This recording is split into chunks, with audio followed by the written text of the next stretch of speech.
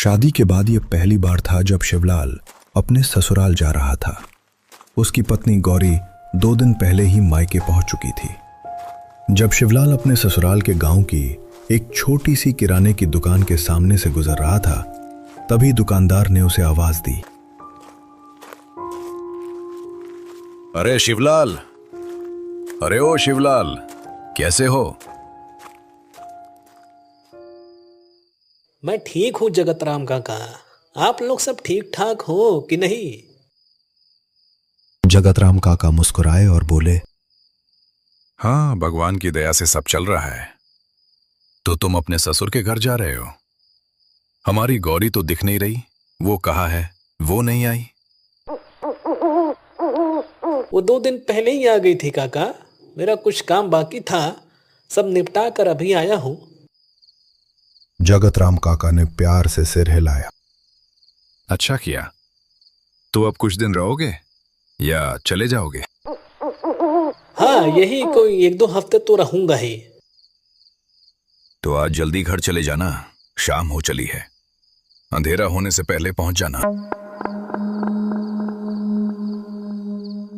क्यों काका, शाम हो जाए तो उससे क्या होगा? जगतराम काका थोड़ा हिचकिचाए। अरे कुछ नहीं, तुम नए हो, अंधेरे रास्ते में दिक्कत होगी, बस इसलिए बोल रहा।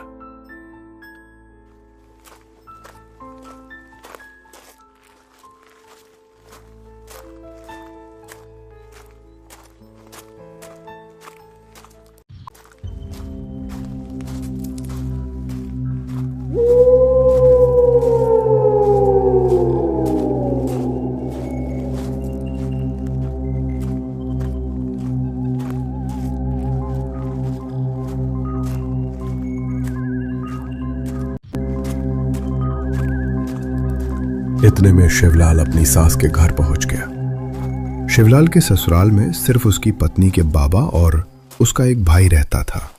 मां बीमारी की वजह से कुछ साल पहले चल बसी थी।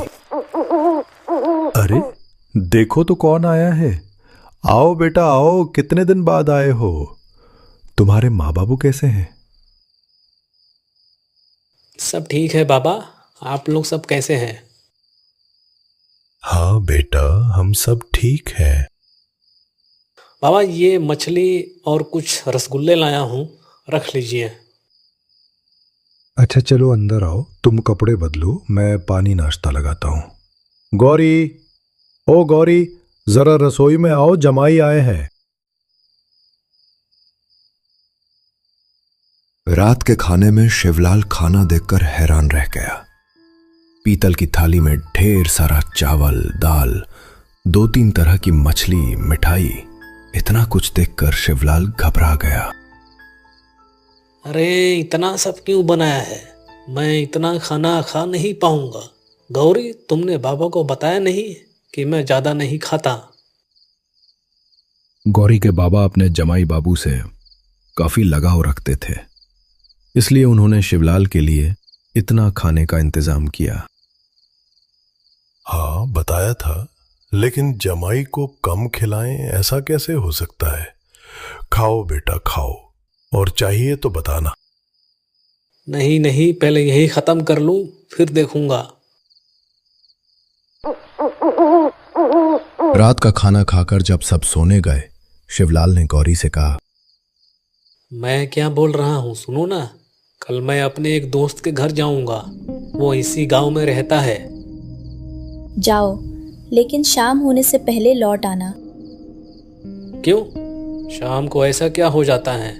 जगतराम काका भी यही कह रहे थे। आते समय रास्ते में एक बरगद का पेड़ देखा था आपने? ध्यान नहीं दिया। क्यों, क्या हुआ? अरे गांव वाले कहते हैं कि उस पेड़ पर कुछ रहता है। क्या? कौन रहता है? राम राम, रात में उनका नाम नहीं लेते। ओ अच्छा अच्छा, अब समझा मैं। भूत प्रेत की बातें कर रही है ना? लेकिन मैं इन बातों पर विश्वास नहीं करता। नहीं, ऐसी बात नहीं है। उस पेड़ पर सच में कुछ है। जब मैं छोटी थी तब से सुनती आ रही हूँ। अरे मैं अपने दोस्त के घर जा रहा हूँ, वो इतनी जल्दी छोड़ेगा नहीं, फिर भी कोशिश करूंगा जल्दी लौटने का।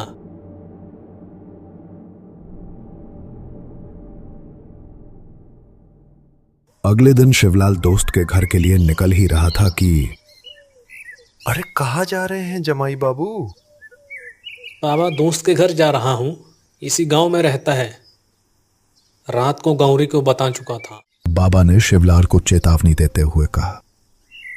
अच्छा ठीक है, जाइए जाइए, लेकिन ध्यान से सुन लीजिए, शाम होने से पहले घर लौट आना, ठीक है? ठीक है बाबा, अब चलता हूँ। बात खत्म करके शिवलाल दोस्त के घर निकल गया। लौटते लौटते शाम ढल गई। गौरी और बाबा की बातें उसे याद। जब वो फिर से जगतराम काका की दुकान के सामने से गुजर रहा था, जगतराम काका ने आवाज दी। अरे जमाई बाबू, कहाँ गए थे अब तक? क्या बताऊं काका, दोस्त के घर गया था। वो तो मुझे छोड़ना ही नहीं चाहता था। किसी तरह बाद में आने का वादा करके निकला हूं वहां से। जगतराम काका थोड़ा चिंतित होकर बोले। अच्छा ठीक है, लेकिन सुनो, अब घर मत जाओ बेटा, आज हमारे घर पर ही रुक जाओ। नहीं काका, अगर मैं घर नहीं गया तो सब लोग परेशान हो जाएंगे। तो ठीक है, मैं तुम्हें घर तक छोड़ देता हूँ। समझ गया। कल गौरी भी यही कह रही थी, तुम डर रहे हो कि मुझे भूत पकड़ लेगा, है ना? हाँ बेटा, आगे एक बरगद का पेड़ है, वहीं वो रहता है। चिंता मत करो काका, भूत प्रेत जैसी कोई चीज नहीं होती है, और मैं इन पर विश्वास भी नहीं करता।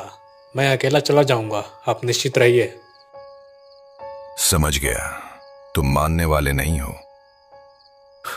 कम से कम एक लालटेन ले जाओ। उसकी जरूरत नहीं है काका, अभी इतना अंधेरा नहीं हुआ कि रास्ता ना दिखे मुझे। अच्छा, अब मैं चलता हूँ।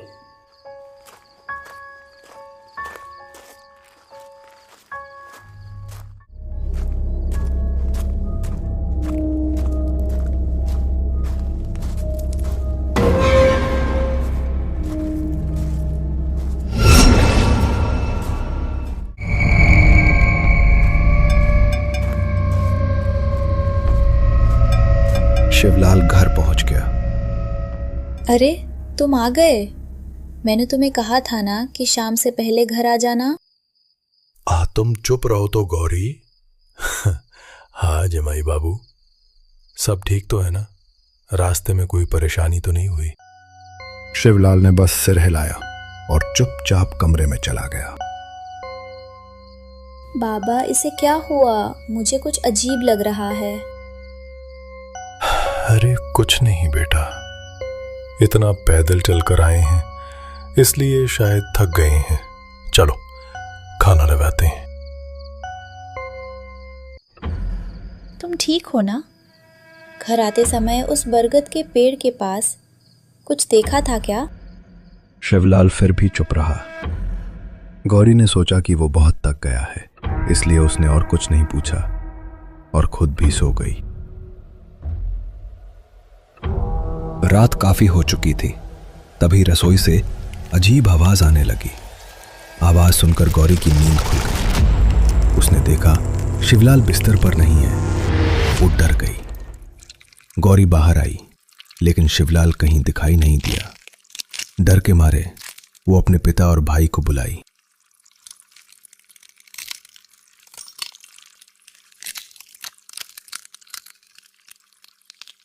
बाबा, ओ बाबा, उठो ना। क्या हुआ? इतनी रात को क्यों जगा रही हो? बाबा देखो ना एक बार, रसोई से अजीब तरह की आवाज आ रही है और तुम्हारे जमाई भी कमरे में नहीं हैं। मुझे बहुत डर लग रहा है। चलो ना। क्या जमाई बाबू इतनी रात को कहाँ गए? पता नहीं बाबा, आवाज सुनकर मेरी नींद खुली, फिर देखा वो कमरे में नहीं थे। ठीक है, चलो पहले रसोई में जाकर देखते हैं। तीनों जब रसोई के दरवाजे के पास पहुंचे तो जो उन्होंने देखा उससे उनके पैरों तले जमीन खिसक गई। शिवलाल जमीन पर बैठा था और अजीब तरह से मांस खा रहा था। शिवलाल के सामने जानवरों के मांस और हड्डियां पड़ी हुई थी। रसोई में चारों तरफ डरावना माहौल था। ये तुम क्या कर रहे हो? गौरी की आवाज सुनकर शिवलाल ने धीरे से सिर उठाया और उनकी तरफ देखा। लगी है, घर में कुछ और है क्या? मैं सब खा चुका हूँ, लेकिन मेरी भूख कभी भी नहीं मिटी। मुझे और कुछ चाहिए मुझे। इतना सुनते ही शिवलाल के ससुर ने डर के मारे झट से रसोई का दरवाजा बंद कर दिया। तुम दोनों यहीं रुको, मैं अभी जाकर धर्मू दादा को बुला कर लाता हूं। धर्मू दादा क्या कर पाएंगे बाबा? सुना है वो ओझा का काम जानते हैं। पता नहीं कितना कर पाएंगे, पर इस वक्त उनके सिवा कोई और याद नहीं आ रहा। मुझे पूरा यकीन है जमाई पर उसी बरगद का पेड़ वाला भूत चढ़ गया है। तुम लोग यहीं रुको, मैं जल्दी आता हूं। गौरी के पिता जितनी जल्दी हो सके धर्मू दादा के घर की तरफ बढ़ते हैं और साथ को भी लेकर चलते हैं, क्योंकि कहा जाता है रात में अपने साथ रास्ते पर चाकू रखने से कोई बुरी चीज पास नहीं आती है। चलते चलते वो धर्मू दादा के घर पहुंच गए। धर्मू दादा, ओ धर्मू दादा, बाहर आइए। एक बहुत बड़ी मुसीबत आ गई है, मुझे आपकी मदद चाहिए। क्या हुआ? इतनी रात में आप यहाँ पर क्या कर रहे हैं? ससुर जी ने धर्मू दादा को सारी बात बता दी।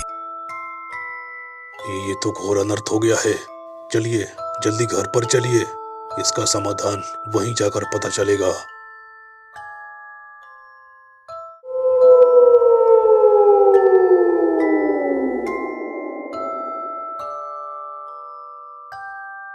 कुछ देर बाद शिवलाल के ससुर धर्मू दादा को साथ लेकर लौटे। धर्मू दादा देखो ना, इनकी हालत कैसी हो गई है। सब मुझे बता दिया गया है। देखो बरिंदा, मैं कोई बहुत बड़ा साधु या तांत्रिक तो नहीं हूँ, बस थोड़ी बहुत विद्या जानता हूँ। जो कर पाऊंगा वही करूंगा, लेकिन एक बात पक्की है, आज उस भूत को जमाई के शरीर से उतार कर ही छोड़ूंगा। धर्मू दादा, जो कर सकते हो करो, बस मेरे जमाई को उस भूत से बचा लो। धर्मू दादा ने धीरे से रसोई का दरवाजा खोला तो देखा कि सामने एक डरावनी आकृति बैठी थी और शिवलाल उसके पास बेसुध पड़ा था। भूत को अपने आंखों के सामने देखकर सबके होश उड़ गए। अब तक उन्होंने सिर्फ गांव वालों से ही सुना था, लेकिन आज वही भयानक भूत उनके सामने था।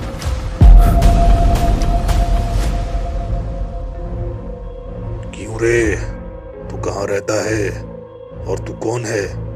यहाँ कैसे आया है और कहाँ से आया है?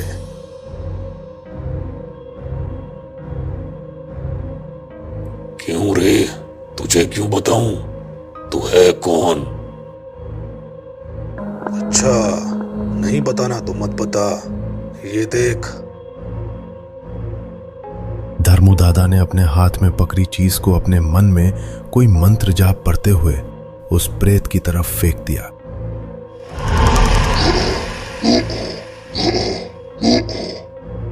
सुन, अब हम सब जानते हैं तू कहाँ रहता है, से आया है। अभी इसी वक्त अगर तू जमाई का शरीर छोड़कर नहीं गया तो तेरा अंजाम बहुत बुरा होगा। नहीं तो क्या कर लेगा? तू मुझे डरा नहीं सकता। मुझे पता है तेरे पास कोई ताकत नहीं है।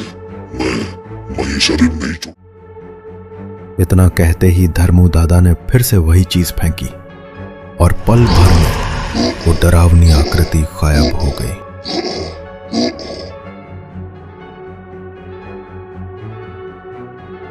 गौरी, जाओ जमाई बाबू को कमरे में ले जाकर सुला दो। अब वो ठीक है, किसी बात की चिंता नहीं है अब। और बरिंदा, कल जमाई को लेकर मेरे घर आ जाना, मैं उसके लिए एक मादुली बना दूंगा।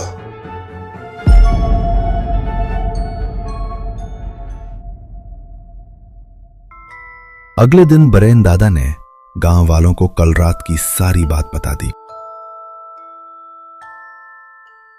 बरेन दादा, मुसीबत अभी खत्म नहीं हुई है। आपके जमाई बाबू को जितना हो सके इस गांव से बाहर भेज दीजिए और हमें जल्द ही उस प्रेत को विनाश करना होगा। तब तक पूरे गांव में यह सूचना फैला दो, कोई भी शाम के बाद घर से बाहर ना निकले।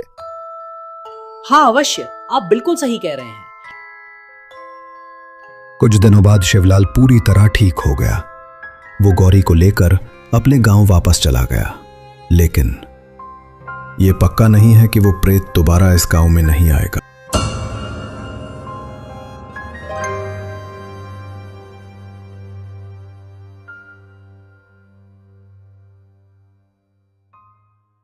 कौन सा वीडियो आपको सबसे ज़्यादा अच्छा लगा, कमेंट करके बताइए।